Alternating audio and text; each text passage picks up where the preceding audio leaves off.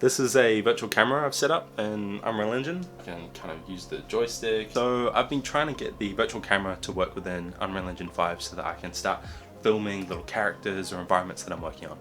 And the tutorials I was running through just didn't seem to work. So I just want to share what I've kind of found through a blog article by Michael Murr.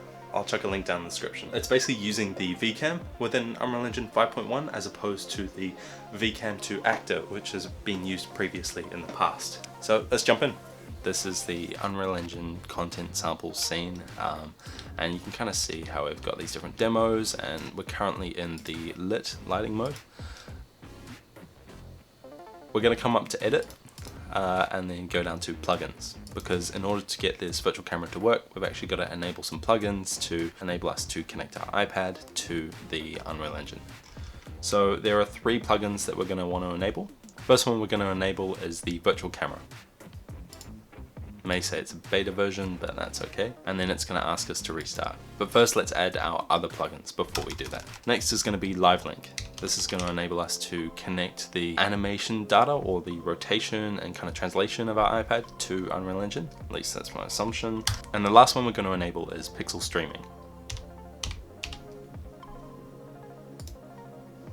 Cool, and then we can do a restart and I'll meet you guys back here. So while we're waiting for that to restart, we can open up the app on our iPad and get that set up. So I'll do a screen share now and I'll show you what I'm working through. The app that I'm using is the LiveLink VCAM for Unreal Engine. And you'll see how it's asking for the IP address of our workstation. And so in order to get that, we come back into the engine once it's loaded. So we can close this plugins tab. Let's add a virtual camera that we can connect to. We come up here and then we go down to the VCAM actor. That'll add in a camera that we can connect our iPad to. In order to do that, what we do is we come back over to the outliner. If this isn't there, then come up to Window and then enable the outliner in one of these tabs here.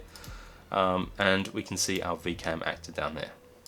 Under the details for this VCAM actor, we have the VCAM. If we then click Enabled for that virtual camera, it's going to put it into this mode where it's loading all the UI and the other controls that we can use to control that camera. It's also going to make it so the pixel streaming tab up the top here actually exposes some of the signal URLs or IP addresses that it's actually using to communicate. Now, when trying to connect your iPad, you want to use the one starting with 192.168. Back on the iPad, we're going to enter that IP address.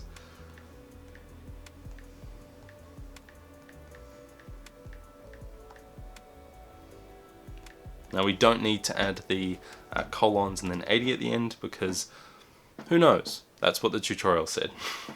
The IP address on my iPad, and I have stuff all set up on my PC. Just make sure that the lock viewports camera is also enabled. I click connect on the iPad. You can see I now have a virtual scene that is being controlled by the movement of my iPad. This is so much easier than previous versions that I've seen. The likes of using, it was like a virtual camera to actor for I think Unreal Engine 5 early access and just older versions of Unreal Engine. But this is far superior. You'll see on the screen we don't actually have joysticks like we used to in the old virtual camera actor.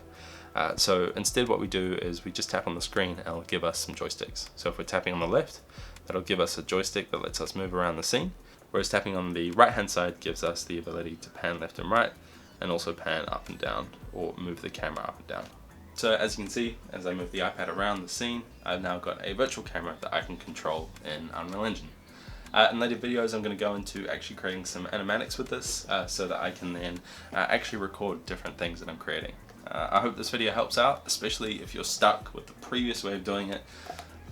Honestly, I think I spent upwards of 3 or 4 hours trying to get it working. I did get it working because I had to re-enable all the legacy things that were now taken out of the engine. Whereas this way should work for you as soon as you load up the latest version of Unreal Engine.